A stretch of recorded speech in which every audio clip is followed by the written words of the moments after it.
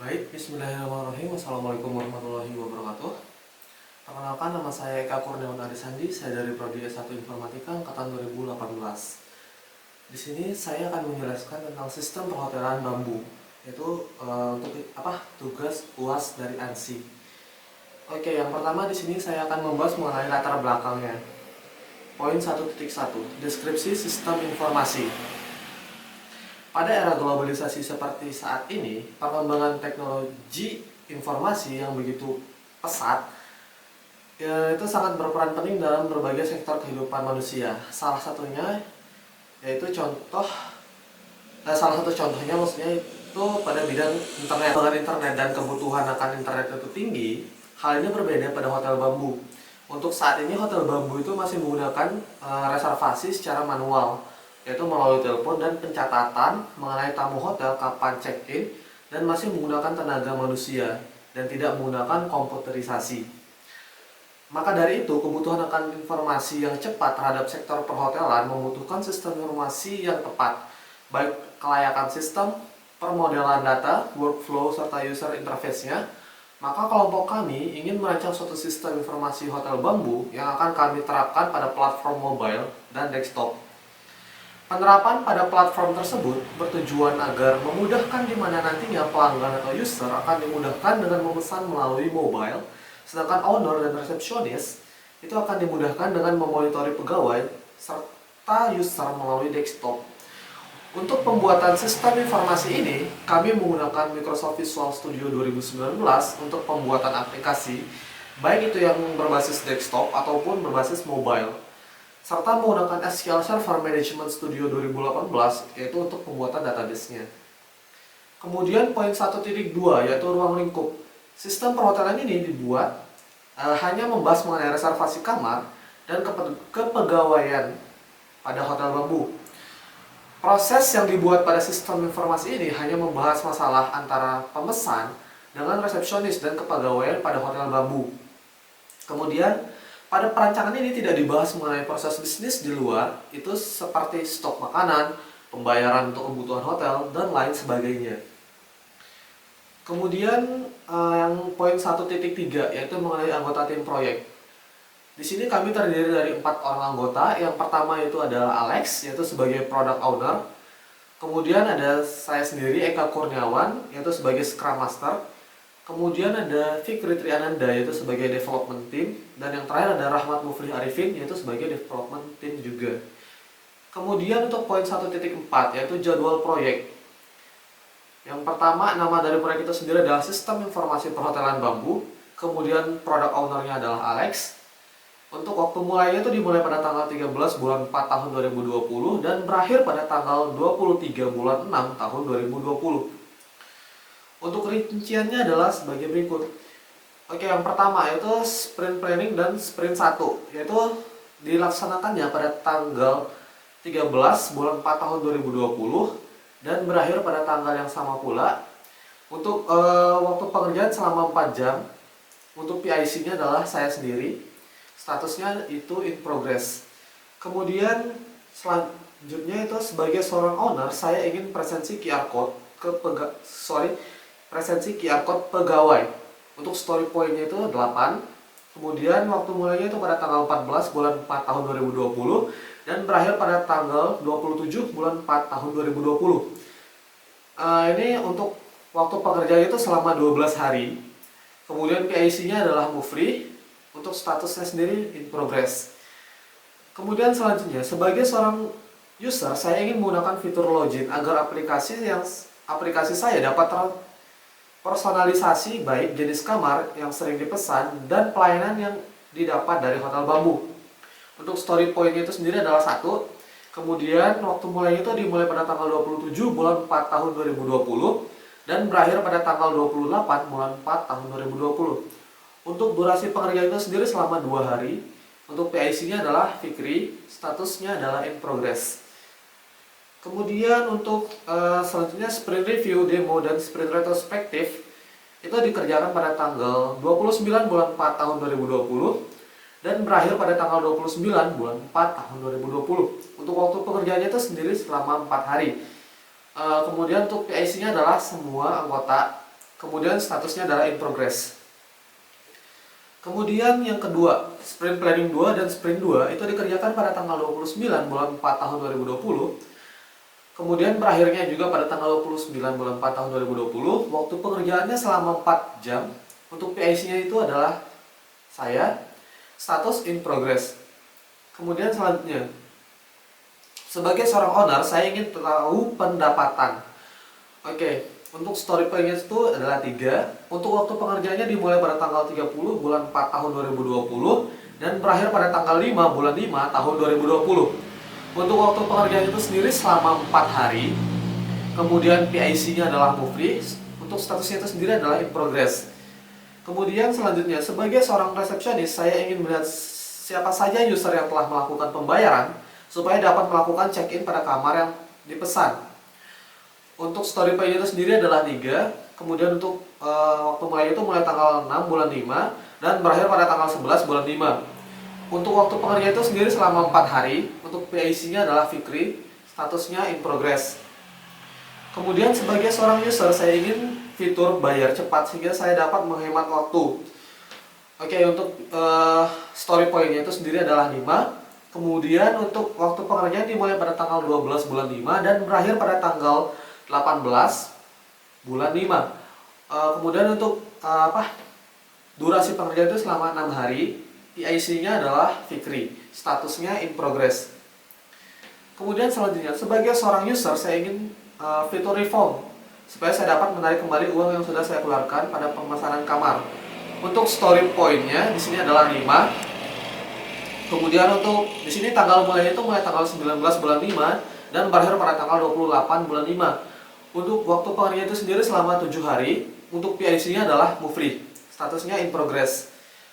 Kemudian yang terakhir ada sprint review, demo, dan retrospektif. Itu dikerjakan pada tanggal 29 bulan 5 dan berakhir pada tanggal 29 bulan 5 pula. Untuk waktu pengerjaan itu sendiri selama 4 hari. Maksudnya selama 4 jam. Kemudian untuk PIC-nya adalah semua anggota, statusnya adalah in progress. Kemudian yang ketiga, sprint planning 3 dan sprint 3 itu dikerjakan pada tanggal 29 bulan 5 tahun 2020 dan berakhir pada tahun yang sama pula, tanggal dan tahun yang sama. Untuk durasi pengerjaan selama 4 jam. Untuk PIC-nya adalah saya, statusnya adalah in progress. Kemudian yang selanjutnya, sebagai seorang user, saya ingin melihat daftar kamar bambu supaya dapat membandingkan harga dan fasilitas. Untuk story point-nya itu adalah 2. Di sini pengerjaan itu dimulai pada tanggal 30 bulan 5 dan berakhir pada tanggal 3 bulan 6. Untuk waktu pengerjaan itu selama 3 hari. Untuk PIC-nya adalah move free, statusnya in progress.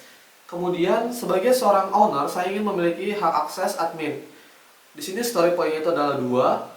Untuk waktu pengerjaan dimulai pada tanggal 3 bulan 6 dan berakhir pada tanggal 5 bulan 6. Waktu pengerjaannya itu selama 3 hari. Untuk PIC-nya adalah Fikri, statusnya in progress.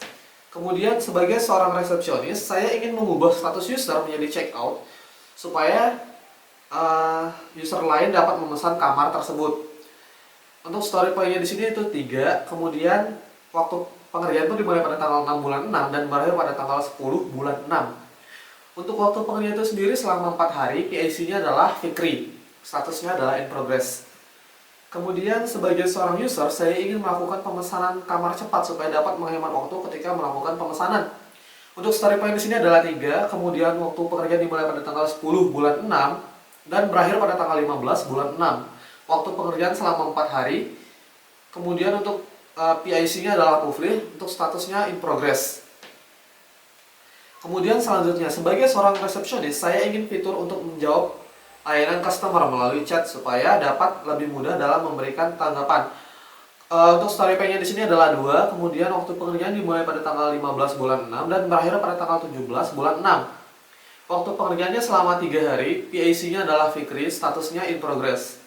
Kemudian untuk bug fixing itu story point-nya adalah 3. Dimulai pada tanggal 18 bulan 6 dan berakhir pada tanggal 22 bulan 6. Waktu pengerjaan itu selama 4 hari. PIC-nya adalah movie, statusnya itu in progress. Kemudian yang terakhir ada sprint review, demo, dan sprint retrospektif. Itu dikerjakan pada tanggal 23 bulan 6 dan berakhir pada tanggal 23 bulan 6 pula. Waktu pengerjaan itu selama 4 jam. Untuk PIC adalah semua anggota, statusnya in progress. Kemudian untuk bab 2, analisis kelayakan sistem. Untuk poin 2.1, analisis kelayakan teknologi. Yang pertama yaitu hardware untuk komputer klien. Di sini untuk spesifikasinya adalah sebagai berikut. Yang pertama untuk prosesornya itu menggunakan Intel Core i5 generasi ketiga. Untuk memorinya menggunakan Corsair 4GB DDR3. Untuk motherboardnya menggunakan Asus H61M. Kemudian untuk hard drive-nya menggunakan Seagate 1TB. Kemudian untuk networknya menggunakan Gigabyte Network. Monitor menggunakan AOC E1670S.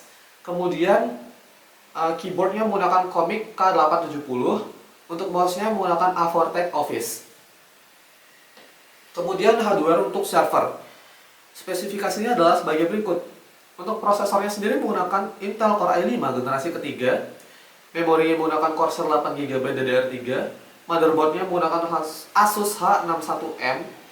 Hard drive-nya menggunakan 1TB SSD. Itu bisa ditambah seiring dengan berjalannya waktu atau seiring dengan banyaknya pengguna.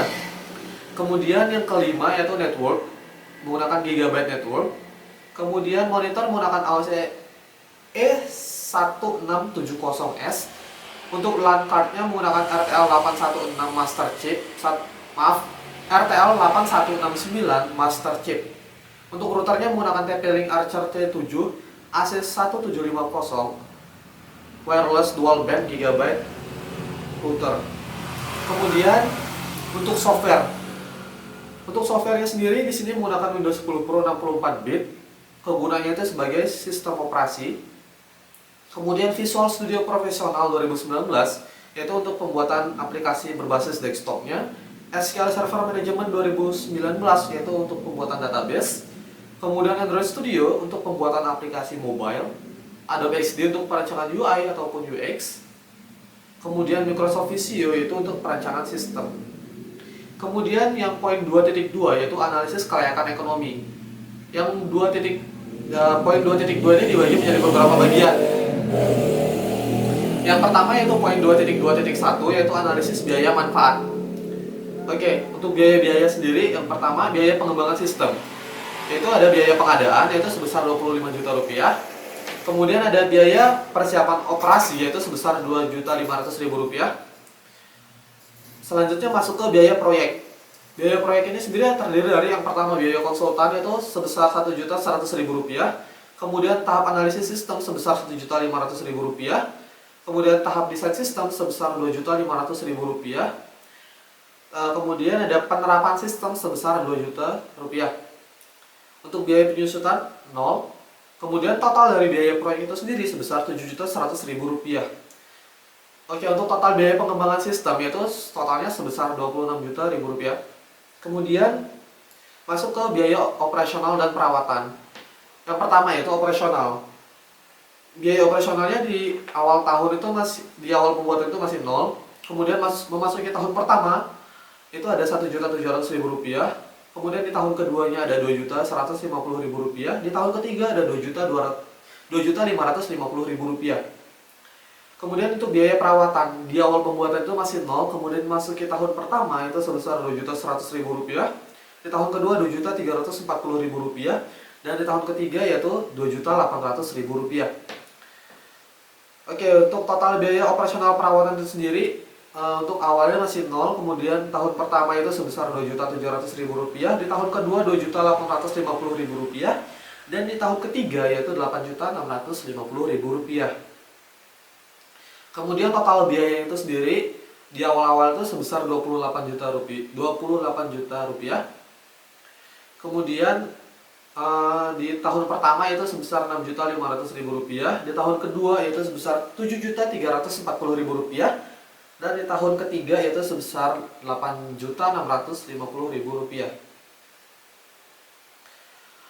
Oke, untuk manfaatnya ini sendiri dibagi menjadi dua, yaitu yang berwujud dan tidak berwujud. Yang berwujud itu sendiri terdiri dari penghematan biaya operasional perusahaan, yaitu sebesar di tahun pertama sebesar 2.750.000 rupiah. Di tahun kedua sebesar 2.950.000 rupiah. Di tahun ketiga sebesar 1.450.000 rupiah. Kemudian peningkatan penjualan di tahun pertama itu sebesar Rp2.200.000, di tahun kedua sebesar Rp3.100.000, di tahun ketiga yaitu sebesar Rp2.300.000. Kemudian penurunan biaya persediaan. Oke, di tahun pertama itu sebesar Rp2.450.000, di tahun kedua sebesar Rp2.400.000, dan di tahun ketiga sebesar Rp4.350.000. Kemudian itu kan tadi yang berwujud. Nah, sekarang masuk ke yang tak berwujud. Yang tak berwujud itu sendiri terdiri dari peningkatan pelayanan. Di tahun pertama itu sebesar Rp1.350.000, di tahun kedua Rp2.950.000, di tahun ketiga Rp3.050.000. Kemudian untuk peningkatan kepuasan pekerjaan, yaitu di tahun pertama sebesar Rp3.500.000, di tahun kedua sebesar Rp2.750.000, di tahun ketiga sebesar Rp3.750.000. Kemudian untuk peningkatan pengambilan keputusan, di tahun pertama itu sebesar Rp3.750.000, di tahun kedua sebesar Rp2.950.000, di tahun ketiga sebesar Rp3.950.000. Kemudian kalau ditotalkan, total manfaat itu sendiri di tahun pertama sebesar Rp16 juta, tahun kedua itu sebesar Rp17.100.000, di tahun ketiga Rp18.850.000. Kemudian untuk profit atau selisih TB dan TM, di tahun pertama itu sebesar Rp9.500.000, di tahun kedua sebesar Rp9.760.000, di tahun ketiga sebesar Rp10.200.000. Kemudian masuk ke poin 2.2.2, yaitu payback period. Metode ini adalah uji kuantitatif yang digunakan untuk menghitung jangka waktu yang diperlukan untuk membayar kembali biaya investasi dalam pembuatan aplikasi yang telah dikeluarkan. Untuk rinciannya adalah sebagai berikut. Total biaya di awal-awal itu sebesar 28 juta. Untuk total manfaatnya di awal-awal itu adalah 0. Kemudian di tahun pertama, total biaya itu sebesar Rp6.500.000. Kemudian untuk manfaatnya itu sendiri, total manfaat sebanyak Rp16 juta. Kemudian selisihnya itu sebesar Rp9.500.000. Kemudian memasuki tahun kedua, yaitu total biayanya adalah Rp7.340.000. Total manfaatnya itu sendiri Rp17.100.000, sehingga selisihnya nanti adalah Rp9.760.000. Kemudian memasuki tahun ketiga, yaitu total biayanya adalah Rp8.650.000. Kemudian biaya total manfaat Rp18.850.000, dan selisihnya yaitu sebesar Rp10.200.000. Oke, untuk hitung-hitungannya adalah sebagai berikut. Payback period, nilai investasi sama dengan 28 juta, kemudian dikurangi dengan profit pada tahun pertama, sehingga nanti 28 juta dikurangi dengan 9.500.000, maka sisa investasi untuk tahun kedua itu sebesar Rp18.500.000. Kemudian sisa investasi di tahun kedua dikurangi dengan profit pada tahun kedua, sehingga nanti 18.500.000 dikurangi dengan 9.760.000, maka nanti sisa investasi untuk tahun ketiga yaitu sebesar 8.740.000. Maka sisa sama dengan 8.740.000 dibagi dengan 10.200.000, kemudian dikali dengan 1 tahun, maka nanti hasilnya akan sama dengan 0,85 tahun atau kurang lebih 292 hari. Kemudian untuk poin 2.2.3, yaitu tentang ROI, metode pengambilan investasi digunakan untuk mengukur persentase manfaat yang dihasilkan oleh proyek dibandingkan dengan biaya yang telah dikeluarkan. Untuk tabelnya itu sendiri sama seperti tabel yang poin 2.2.2. Kemudian untuk hitung-hitungannya adalah sebagai berikut. Manfaat di tahun pertama itu sebesar 16 juta, kemudian di tahun kedua sebesar 17.100.000, di tahun ketiga sebesar 18.850.000. Setelah itu ditotalkan ketiganya, maka akan menghasilkan nilai 51.950.000. Kemudian biaya tahun pertama dijumlahkan dengan biaya awal-awal itu dijumlahkan dengan biaya tahun pertama, tahun kedua, dan tahun ketiga, maka nanti hasilnya akan ditemukan sebesar Rp51.490.000. Maka ROI sama dengan 51.950.000 dikurangi dengan 50.490.000, kemudian dibagi dengan 50.490.000, kemudian dikalikan dengan 100%.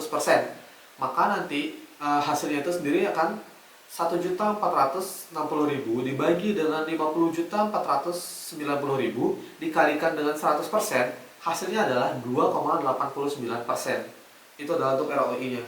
Kemudian poin selanjutnya itu tentang NPV. Metode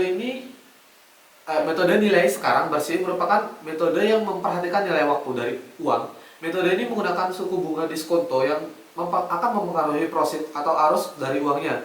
NPV dapat dihitung dari selisih nilai proyek pada awal tahun dikurangi dengan total profit tiap tahun yang dinilai uangkan ke tahun awal dengan tingkat bunga diskonto. Oke, untuk tabelnya itu sendiri sama seperti sebelumnya. Kemudian tingkat bunga diskonto yaitu sebesar 10%.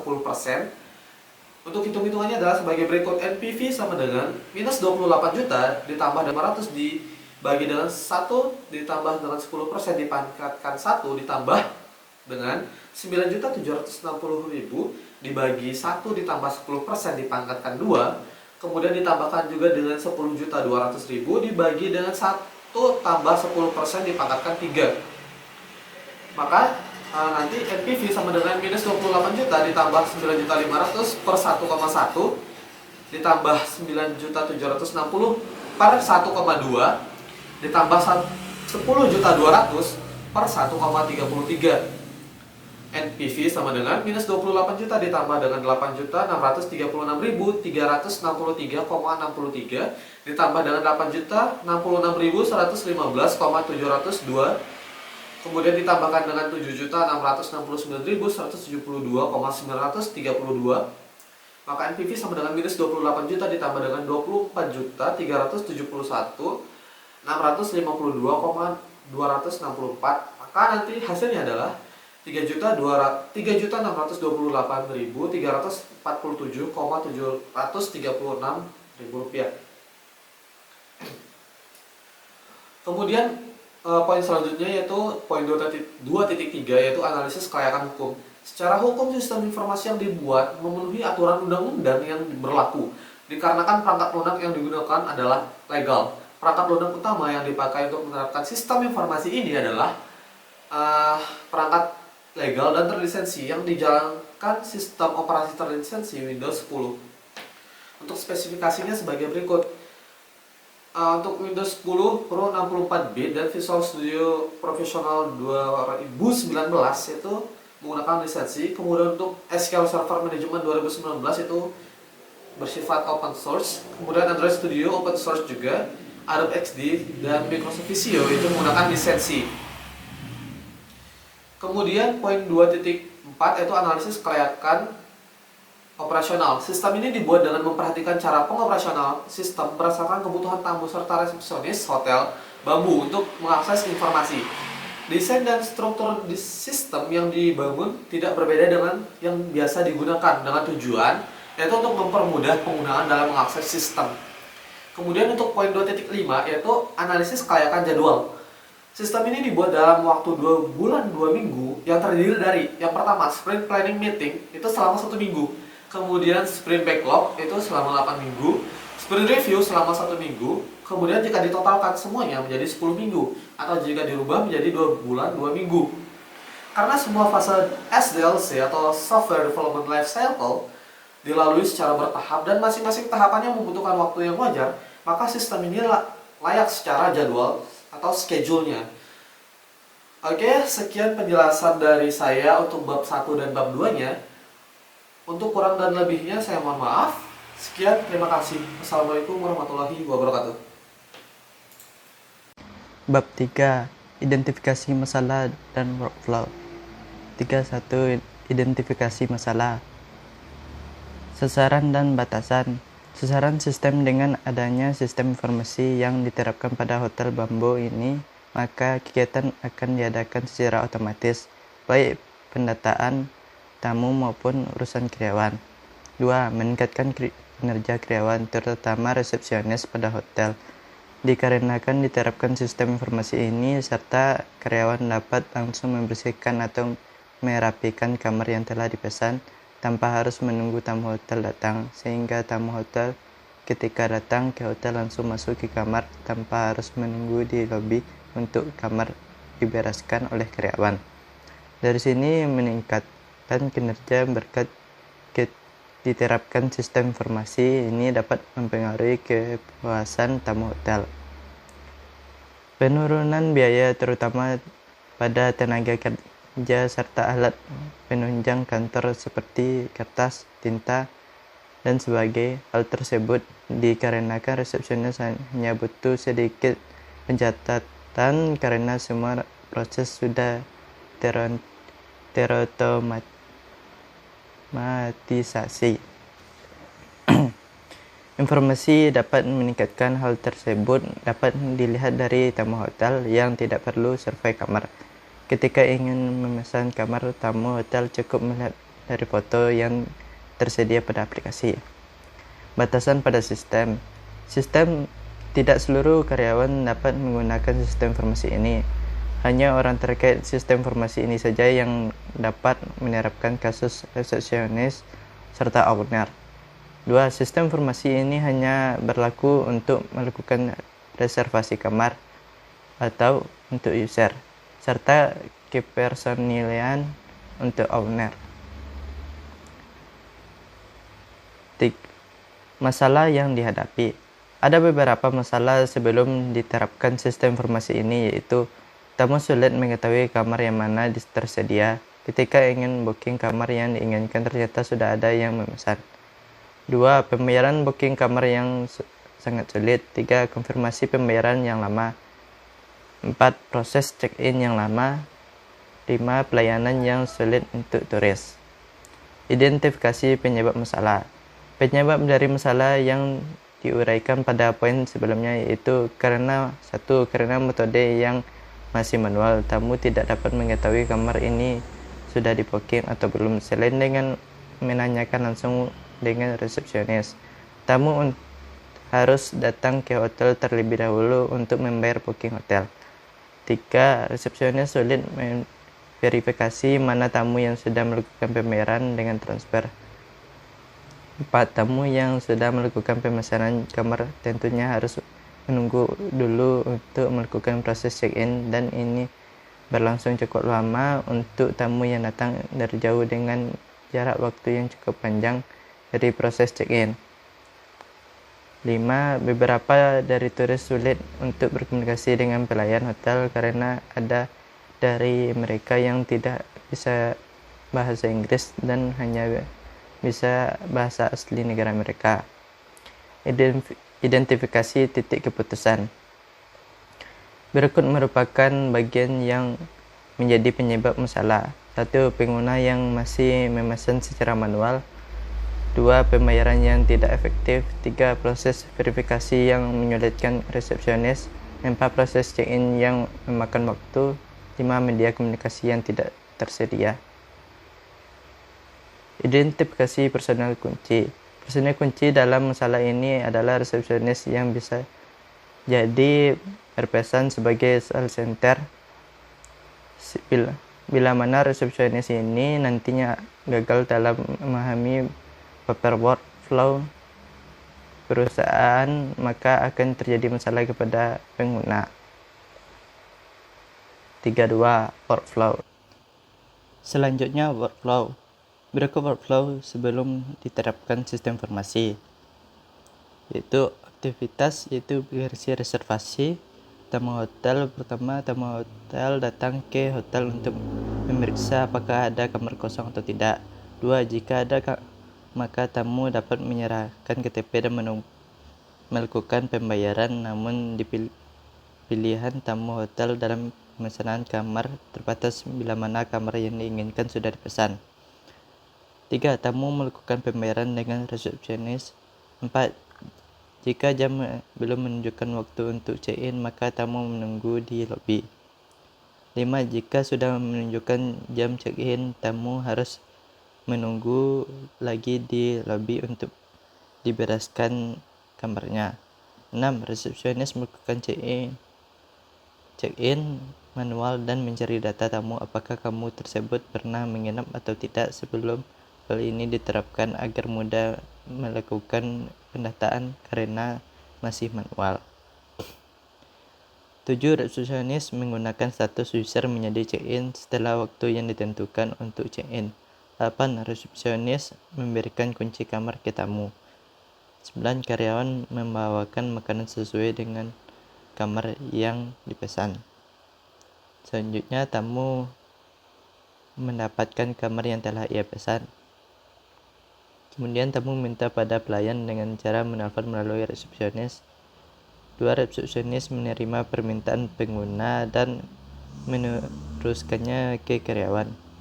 3. Karyawan melakukan apa yang diminta oleh pengguna seperti membawakan makanan atau meminta bantuan untuk kamar hotel. 4. Tamu mendapatkan apa yang diinginkan dan biasanya akan diberikan tip. 5. Resepsionis menandai permintaan untuk tamu tersebut telah dilaksanakan. Penandaan dilakukan secara manual berdasarkan nomor kamar. Resepsionis mendata tamu yang telah melakukan pembayaran dengan cara mengisi buku secara manual. Selanjutnya, karyawan membersihkan kamar hotel yang telah dibayar ketika tamu datang.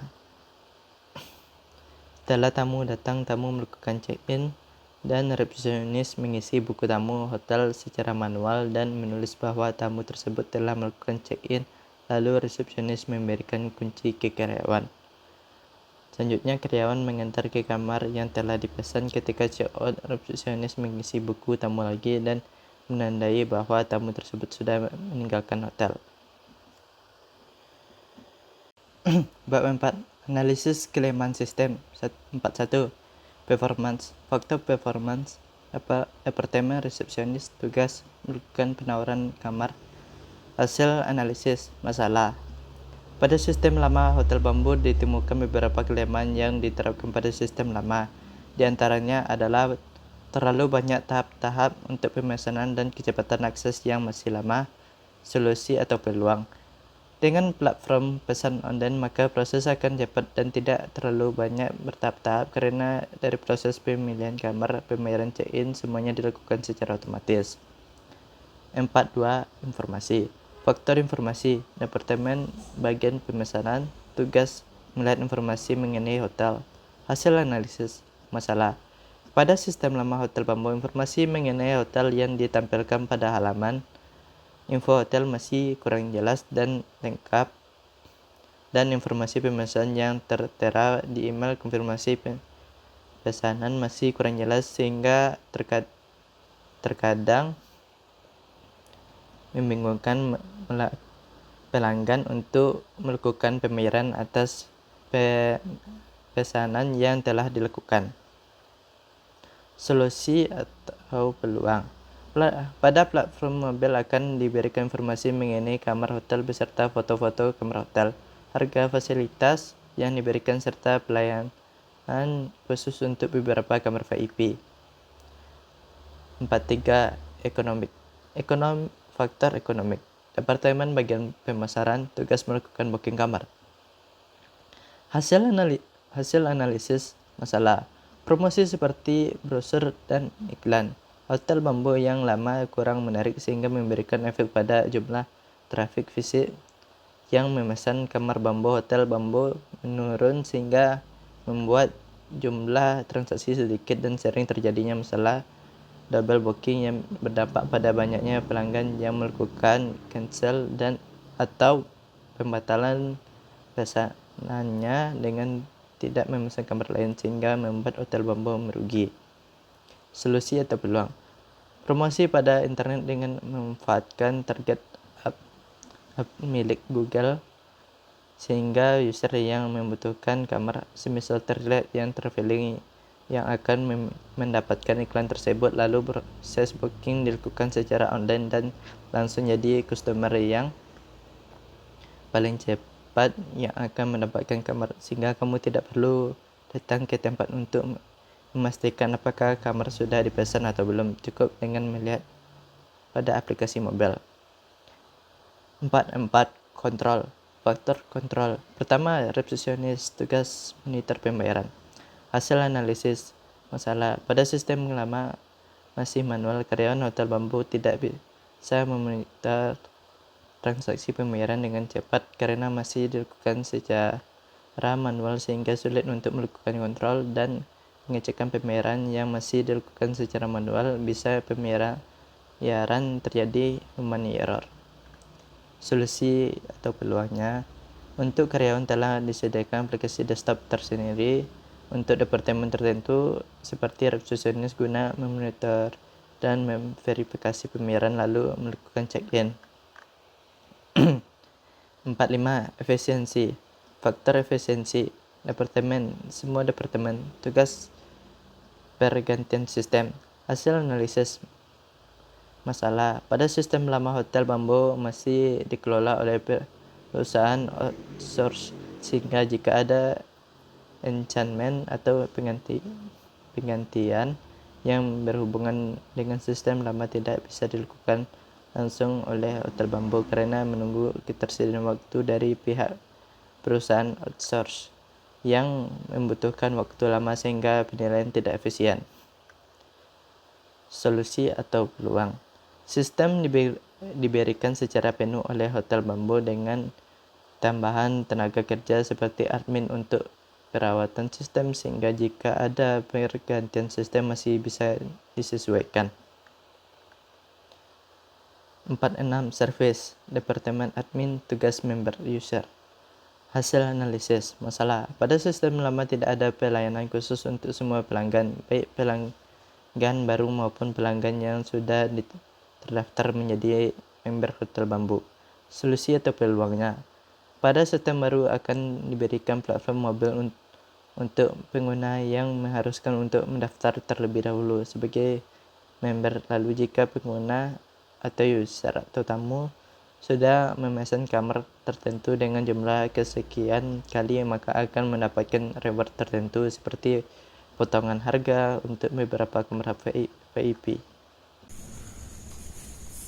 Assalamualaikum warahmatullahi wabarakatuh. Perkenalkan, nama saya Alex 15112880. Di sini saya akan mempresentasikan bab 5, yaitu analisis kebutuhan sistem, di mana analisis kebutuhan sistem sendiri terbagi menjadi dua, yaitu analisis kebutuhan fungsional dan analisis kebutuhan non-fungsional. Untuk analisis kebutuhan fungsional sendiri dibutuhkan untuk pemodelan sistem informasi dari segi penggunaan dan bagaimana sistem akan dibangun. Untuk bagian-bagian pada analisis kebutuhan fungsional sendiri terbagi menjadi bagian pendaftaran dalam kurung sebagai user. Kebutuhan sistemnya sendiri adalah yang pertama, sistem bisa menginput data tamu. Yang kedua, sistem bisa mengedit, menghapus, dan mencari data dari tamu. Untuk bagian yang kedua yaitu bagian booking kamar. Untuk kebutuhan sistemnya sendiri, yang pertama, sistem bisa menginput data tamu yang memesan dan yang sudah membayar. Yang kedua, sistem bisa menginput data tamu yang sudah melakukan check-in. Yang ketiga, sistem bisa menginput data tamu yang telah di-cancel oleh tamu sendiri atau oleh sistem dikarenakan tidak membayar pada waktu yang ditentukan. Yang keempat, sistem bisa menghasilkan data mengenai kecenderungan penggunaan untuk memesan kamar beserta layanan dan harga. Bagian yang ketiga yaitu bagian promosi. Kebutuhan sistemnya sendiri adalah yang pertama, sistem bisa menginput data aktivitas user. Yang kedua, sistem bisa mencari data user mana yang memesan kamar tertentu serta alasan apakah itu karena promo atau mendapat potongan harga atau alasan lainnya. Untuk bagian yang keempat, bagian pelayanan. Untuk melakukan pelayanan hotel, kebutuhan sistemnya sendiri adalah yang pertama, sistem dapat menginput pilihan user atas layanan tertentu seperti membawa pesanan makanan untuk kamar VIP atau layanan bantuan lain yang dapat dilakukan di aplikasi. Untuk yang kedua, sistem dapat menginput layanan yang telah terselesaikan. Oke, untuk analisis kebutuhan non-fungsional, yaitu kebutuhan non-fungsional yang dibutuhkan sistem sebagai berikut. Yang pertama, analisis operasional. Untuk analisis operasional sendiri, di sini kami menggunakan Windows 10 Pro 64 bit untuk komputer resepsionis dan admin. Untuk yang kedua menggunakan Ubuntu server untuk servernya sendiri. Untuk RAM-nya sendiri kami menggunakan RAM 4 GB minimal. Untuk prosesornya sendiri kami menggunakan minimal Core i5. Untuk monitornya sendiri minimal 14 inci untuk komputer admin dan resepsionis dan server. Untuk analisis informasinya sendiri, di sini informasi untuk membuat aplikasinya sendiri. Untuk membuat aplikasi,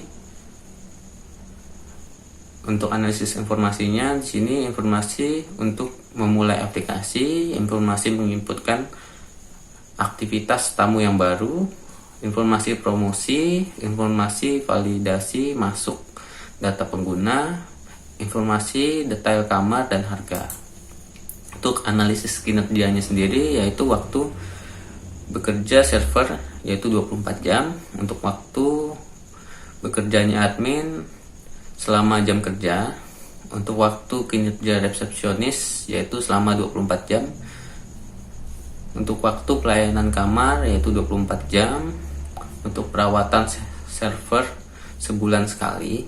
Untuk analisis keamanannya sendiri, setiap pengguna diharuskan menginput username dan password ketika pertama kali memasuki aplikasi. Biasanya disampaikan disimpan user dan password atau bisa tidak disimpan. Untuk penggunaan platformnya tersendiri, untuk resepsionis dan admin adalah sebagai keamanan data. Untuk pengawasan terhadap ruangan server. Oke, sekian presentasi dari saya untuk bab 5. Sekian, terima kasih, dan akan dilanjutkan ke bab ke-6. Assalamualaikum warahmatullahi wabarakatuh. Perkenalkan, nama saya Rahmat Mufli Arifin, NIM 18112242. Di sini saya akan menjelaskan bab 6 dan bab 7. Bab 6 yaitu pemodelan proses, di mana pemodelan proses ini menjelaskan rancangan aktivitas yang ada di sistem perhotelan Bambo. Nah, pada bab ini saya membaginya menjadi 3. Kelompok kami membaginya menjadi 3, yaitu konteks diagram, DFD level 0, dan DFD level 1. Untuk konteks diagram, setidaknya di sini dibagi menjadi 4, yaitu visitor, pelanggan, resepsionis, dan admin. Nah, pada perbedaan visitor dengan pelanggan, yaitu visitor adalah orang yang belum menjadi member, belum mendaftar menjadi member. Makanya pada entitas visitor, aktivitas yang terjadi hanyalah aktivitas pendaftaran. Pertama, visitor menginputkan data pendaftaran pelanggan. Lalu berikutnya dari sistem, maka visitor akan mendapatkan email verifikasi. Setelah email verifikasi itu berhasil diverifikasi oleh visitor, maka visitor akan resmi menjadi pelanggan, yaitu member dari pengguna aplikasi Hotel Bambo. Berikutnya pelanggan. Pertama, pelanggan yang sudah mendaftar akan dapat memilih kamar yang akan dipilih. Lalu berikutnya akan menentukan jangka waktu inap, berapa lama pelanggan tersebut akan menginap pada hotel, pada kamar yang dipilih. Terus berikutnya pelanggan juga dapat memberikan feedback. Memberikan feedback ini terjadi setelah pelanggan telah melakukan proses baik proses menginap, yang berarti setelah check out maka di aplikasinya akan memunculkan feedback, yaitu pelanggan dapat memberikan rating dan memberikan komentar mengenai pelayanan kamar, bahkan dan kamar itu sendiri yang disediakan oleh Hotel Bambo. Berikutnya adalah pembayaran. Pembayaran ini terjadi setelah menentukan kamar yang dipilih dan menentukan jangka waktu inap. Jangka waktu inap ini berpengaruh juga terhadap banyaknya biaya. Semakin lama semakin mahal. Berikutnya adalah meminta layanan tambahan. Nah, layanan tambahan ini merupakan plus service yang terjadi ketika pelanggan telah melakukan check-in, dan itu mungkin berada pada kamar-kamar tertentu saja. Berikutnya yaitu konfirmasi pembayaran. Setelah pelanggan melakukan konfirmasi pembayaran, maka akan muncul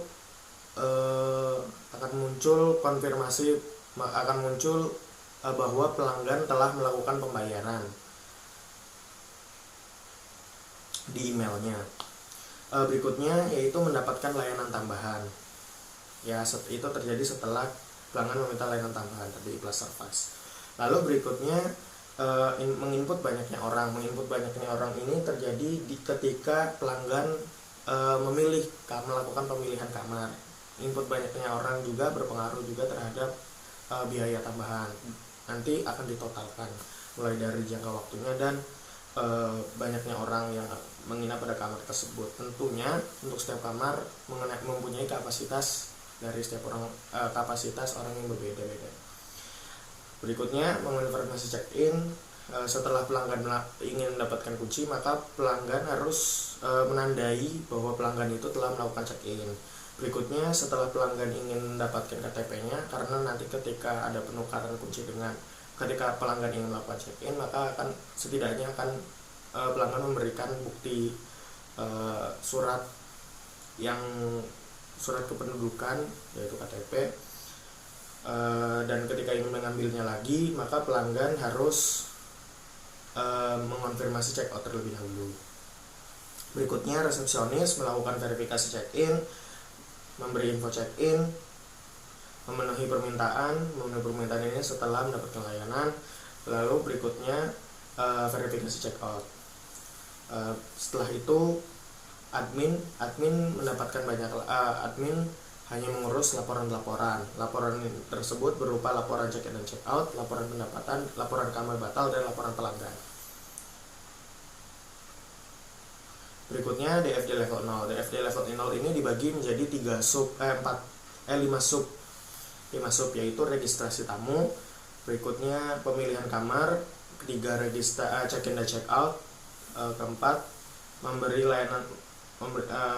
layanan tambahan, yang kelima pembuatan laporan. Nah, yang pertama untuk registrasi check-out, seperti pada konteks diagram tadi, registrasi check-out terjadi hanya pada visitor saja, karena visitor itu merupakan pelanggan yang belum menjadi member pada aplikasi Bambu.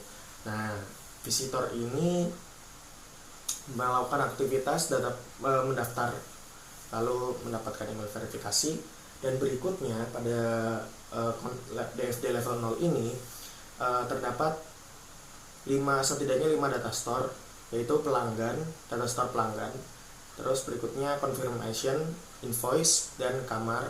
Berikutnya ada service. Service ini berkaitan dengan sub level untuk DFD level 0, sub level 4, yaitu memberi layanan tambahan. Perlu diketahui juga data store ini berhubungan langsung dengan RD, yaitu pemodelan data. Nanti akan saya jelaskan. Dan pada pemodelan proses ini saya hanya menjelaskan prosesnya saja. Nah, ketika visitor melakukan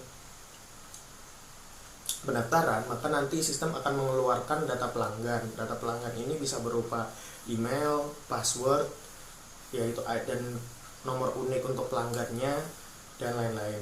Dan ini akan disimpan di tabel pelanggan, atau data store pelanggan. Berikutnya, pelanggan akan mengeluarkan ID pelanggan ketika entitas pelanggan melakukan aktivitas pemilihan kamar.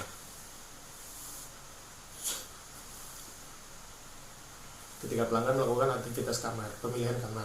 Terus setelah melakukan beberapa aktivitas pemilihan kamar, seperti pemilih kamar, menentukan jangka waktu inap, terus menentukan banyaknya orang, dan melakukan pembayaran, maka nanti akan keluar nomor invoice dari sistem itu. Nah, nomor invoice ini akan disimpan ke data store invoice. Lalu resepsionis akan memberikan info check-in. Nah, setelah info check-in, maka nomor kamar yang berhasil dipesan datastore kamar akan memberikan nomor kamar, yaitu nomor unik kamar atau ID kamar. Dan di sini juga ada sistem pun memberikan nomor unik pada kamar untuk menandai bahwa entitas pelanggan telah melakukan pemesanan. Terus berikutnya ada check-in dan check-out. Berbagai aktivitas check-in dan check-out, lalu datastore kamar berperan untuk memberikan nomor kamar, yaitu ketika pelanggan ingin melakukan check-in, maka kamar akan ditandai sebagai book atau telah kepesan atau telah melakukan penginapan. Jadi pada sistemnya nanti ketika pelanggan lain ingin memesan kamar, maka pelanggan lain tidak bisa memesan kamar yang sama. Berikutnya ada verifikasi check out, ada verifikasi check in. Itu aktivitas dari entitas resepsionis. Nah, entitas resepsionis ini melakukan aktivitas verifikasi check in dan verifikasi check out. Setelah itu berikutnya memberikan layanan tambahan, berbagai aktivitas yang dilakukan oleh pelanggan. Lalu datastore service akan memberikan service ID. Nah, service ID ini nomor unik service dan berbeda-beda untuk setiap service-nya. Jadi service ini mungkin terdapat deskripsi tertentu untuk setiap kelas service untuk kamar. Berikutnya yaitu ada pembuatan layanan. Nah, pembuatan layanan ini pembuatan laporan. Pembuatan laporan ini adalah hasil recap dari setiap aktivitas 4 tadi, yaitu umumnya ada check-in dan check-out, laporan check-in dan check-out, laporan kamar batal.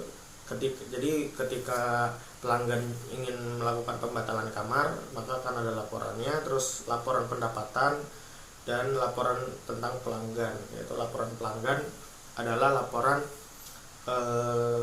pelanggan apa saja yang melakukan aktivitas yang nantinya bisa dijadikan referensi atau personalisasi untuk aplikasi dari pelanggan itu sendiri. Berikutnya di sini dari subdev DFD level 0 ini dibagi lagi menjadi tiga level 1. Nah, level 1 yang pertama itu ada level 1 untuk registrasi tamu dan member. Seperti yang saya jelaskan tadi, visitor ini melakukan, ya di sini ada entitas yang terlibat ada 2, yaitu visitor, admin, dan datastore-nya ada pelanggan. Berikutnya ada DFD level 1 pemilihan kamar. Di sini terdapat aktivitas untuk sistem memilih kamar, transaksi booking, dan cetak tampil laporan booking kamar.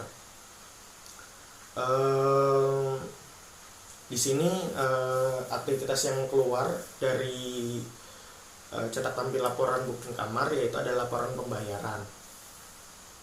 Dan entitas yang terlibat resepsionis, pelanggan, admin, datastore-nya, pelanggan, confirmation itu untuk check-in details, dia memberikan data check-in details. Berikutnya ada kamar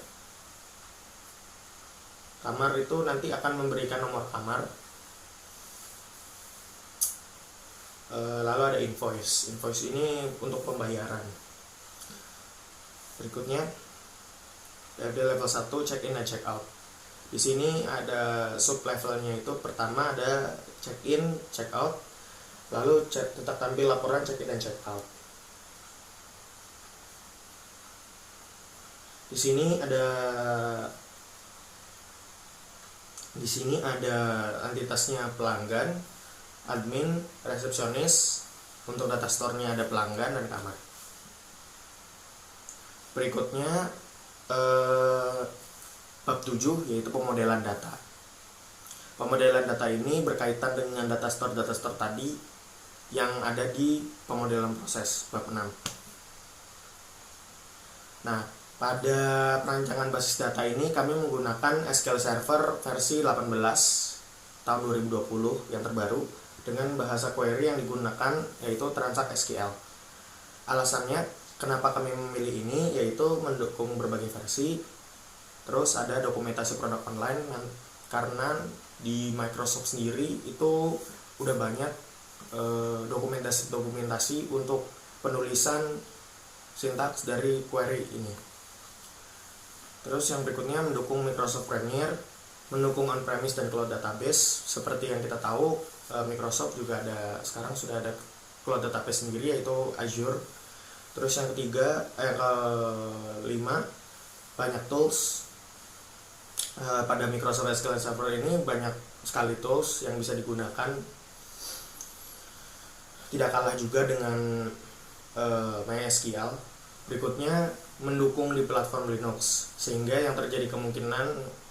kalau misalkan terjadi kemungkinan migrasi platform, maka dari Microsoft ke Linux maka akan jadi lebih mudah karena mendukung di platform Linux juga. Berikutnya ada memiliki versi developer yang gratis. Nah, ini ada ERD-nya. ERD ini adalah data-data yang saling berkaitan satu sama lain, dikarenakan ada data yang terlibat antara satu dengan yang lain. Berikut akan saya jelaskan tabel. Pertama, tabel pelanggan. Di sini tabel pelanggan di sini ada user ID, username, email, password, phone, dan feedback.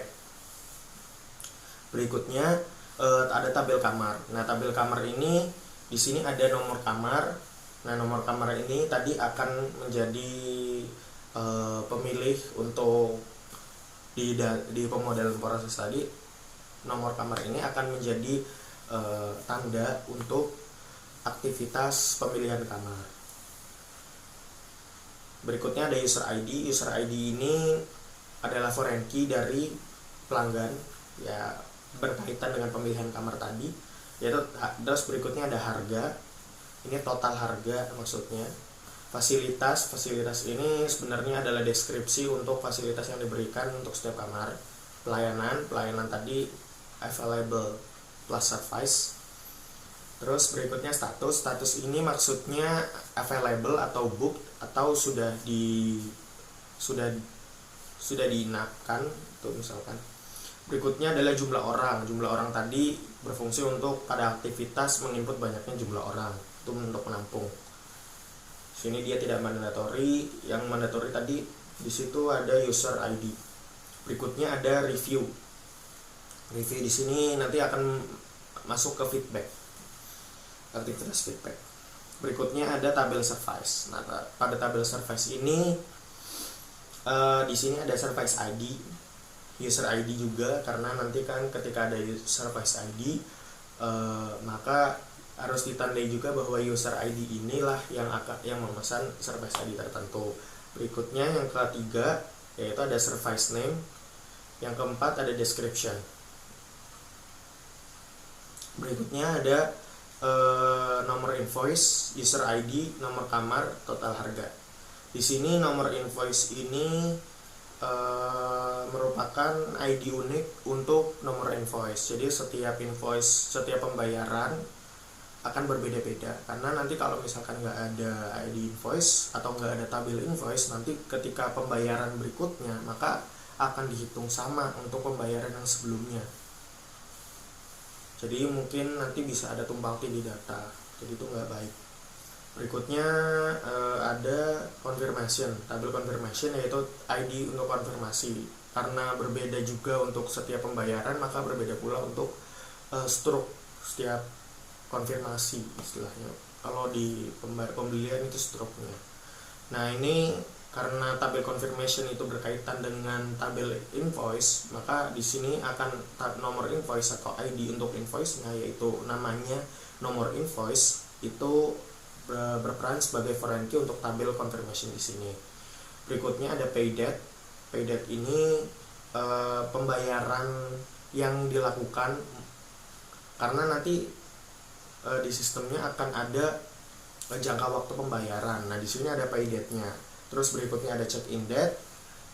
Check-in date ini nanti status tanggal untuk check-in. Berikutnya ada status. Status di sini maksudnya telah melakukan telah check-in atau tidak. Oke, assalamualaikum warahmatullahi wabarakatuh. Perkenalkan, nama saya Alex 518 11 dari Prodi Informatika. Di sini saya akan mempresentasikan bab 8, yaitu perancangan antarmuka atau interface. Di mana perancangan antarmuka sendiri terbagi menjadi penjelasan menu. Yang menu pertama yaitu login, di mana di sini kita dimintakan untuk menginputkan email dan password. Setelah itu melakukan login. Jika tidak memiliki akun, kita di sini disediakan menu pendaftaran, di mana kita dapat mendaftar untuk membuat sebuah akun. Di dalam menu daftar sendiri terdapat kita dimintakan menginputkan username, email, dan password. Dan di sini juga disediakan button kembali untuk yang sudah memiliki akun. Oke, untuk menu yang ketiga itu terdapat menu home, di mana di menu home ini terdapat menu search, di mana kita bisa mencari daftar kamar yang kita butuhkan. Dan di sini tersedia juga recommended rooms dan server, di mana di sini kita bisa melihat rekomendasi dari servernya sendiri. Dan di sini juga terdapat daftar kamar. Di dalam daftar kamar sendiri terdapat sort by, di mana di sini kamar kita bisa mencari kamar yang sudah dikategorikan. Oke, di dalam menu home sendiri juga terdapat 4 button, yaitu button home, kamar, promo, dan icon. Untuk menu yang keempat yaitu room detail, di mana di dalam room detail sendiri terdapat deskripsi mengenai layanan dari kamar yang telah dipesan. Dan di sini terdapat button booking untuk memesan atau memproses data yang telah diinputkan. Dan di sini juga tersedia button kembali untuk kembali ke menu sebelumnya. Untuk yang kelima yaitu menu payment, di mana menu ini terdapat notifikasi apakah bookingnya sukses maupun failed. Yang keenam yaitu menu kamar, di mana menu kamar sendiri terdapat tab check-in dan tab riwayat, di mana tab check-in sendiri memuat data kamar yang telah dipesan dan data tersebut berisi kapan harus check-in. Untuk tab riwayat sendiri memuat data kamar yang telah dipesan sebelumnya.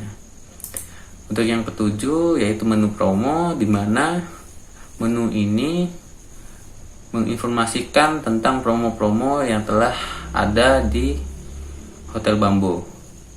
Untuk menu yang ke-8 yaitu akun, di mana di sini terdapat email, username, password maupun konfirmasi password. Di sini kita disediakan layanan untuk mengedit data sendiri, untuk mengubah email maupun nama maupun password yang ada sebelumnya. Di sini tersedia button save untuk menyimpan data yang telah dirubah. Untuk menu yang ke-9 yaitu invoice, di mana menu ini terdapat notifikasi yang dikirim ke Gmail. Notifikasi ini berisi pesanan user, di mana berisi total harga maupun jumlah orang di dalam kamar. Dan di sini terdapat kode dari kamar yang telah dipesan. Di sini juga terdapat informasi mengenai fasilitas yang diperoleh. Di dalamnya juga terdapat virtual akun untuk melakukan pembayaran. Dan di sini juga tersedia link untuk kita melakukan konfirmasi setelah pembayaran. Selanjutnya yang ke-10 menu confirmation, di mana di dalam menu konfirmasi sendiri kita di sini disediakan beberapa pilihan pembayaran melalui beberapa bank yang tersedia. Di sini juga terdapat menu masukkan struk pembayaran. Menu ini digunakan untuk memasukkan bukti pembayaran dalam bentuk JPEG. Di sini juga terdapat button confirmation, di mana setelah kita melakukan pembayaran kita bisa mengkonfirmasi data untuk memastikan bahwa pesanan telah dipesan. Untuk menu yang ke-11 yaitu check-in detail, di mana check-in ini menyediakan informasi mengenai kode kamar yang telah dipesan, informasi mengenai jumlah orang yang bisa digunakan di dalam kamar, dan tersedia tanggal dari check-in maupun check-out tersendiri. Di sini juga terdapat menu button batalkan. Jika melakukan pembatalan, di sini akan dikenakan potongan 10% dari jumlah pembayaran sebelumnya.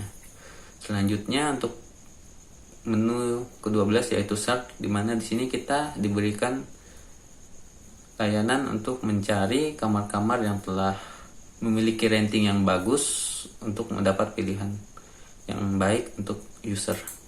Selanjutnya menu ke-13 yaitu notifikasi, di mana notifikasi ini terdapat informasi mengenai pesanan sebelumnya maupun layanan-layanan yang disediakan oleh Hotel Bambu sendiri. Di sini terdapat button delete notifikasi untuk menghapus notifikasi yang telah kita lihat maupun telah kita baca. Selanjutnya menu ke-14 yaitu refund, di mana refund sendiri merupakan alasan kenapa kita membatalkan pesanan. Di sini terdapat pilihan maupun input dari data yang telah dari alasan yang telah kita tuliskan di sini. Dan di sini terdapat button refund untuk melanjutkan pembatalan dari kamar sendiri. Selanjutnya untuk menu ke-15 yaitu review, di mana di sini kita bisa mereview kamar, memberikan rating terhadap fasilitas yang kita dapat. Di sini juga terdapat ulasan untuk kita menjelaskan layanan apa saja yang telah kita dapat dan kepuasan dari penggunaan layanan Hotel Bambu sendiri. Lanjut ke UI flow, di mana saat menjalankan aplikasi, di sini kita diminta untuk login. Jika tidak memiliki akun, dapat mendaftar terlebih dahulu ke step pendaftaran akun. Setelah memiliki akun, dapat login, dan setelah login akan muncul menu utama sendiri, di mana disajikan rekomendasi kamar maupun daftar dari kamar untuk mempermudah pencarian. Terdapat pula notifikasi untuk memperoleh informasi tambahan dari server. Tahap selanjutnya, user memilih kamar yang sesuai dengan minat dan kebutuhan user, bisa melalui rekomendasi kamar pada home maupun promo yang tersedia.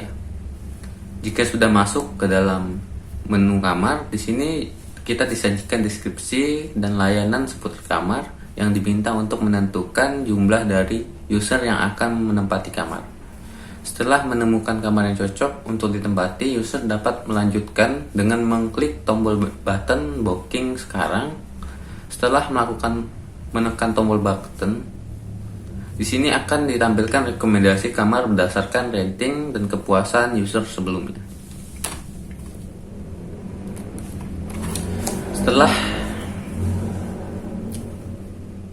Setelah memilih kamar yang cocok, user akan menerima invoice pesanan kamar melalui Gmail, di mana di dalam invoice sendiri sudah tertera total harga yang harus dibayar, jumlah orang yang akan menempati kamar, kode kamar yang dipesan, serta fasilitas yang didapat. Setelah itu, kita dapat mengklik link pembayaran yang tertera di invoice untuk melanjutkan pembayaran. Setelah mengklik link pembayaran, selanjutnya beralih ke menu konfirmasi, di mana sudah disajikan metode pembayaran melalui bank yang tersedia. Selanjutnya, klik pada button konfirmasi jika sudah melakukan pembayaran. Setelah itu, mengklik button konfirmasi akan muncul notifikasi booking sukses maupun pilot. Setelah pemesanan kamar, dapat kembali ke menu utama atau ke menu home untuk melanjutkan penelusuran. Selanjutnya, user dapat mengklik button menu kamar yang terdapat pada menu utama untuk melakukan check-in maupun melihat riwayat dari pemesanan sebelumnya. Di dalam menu kamar terdapat tab check-in dan tab riwayat user sebelumnya untuk melakukan pemesanan.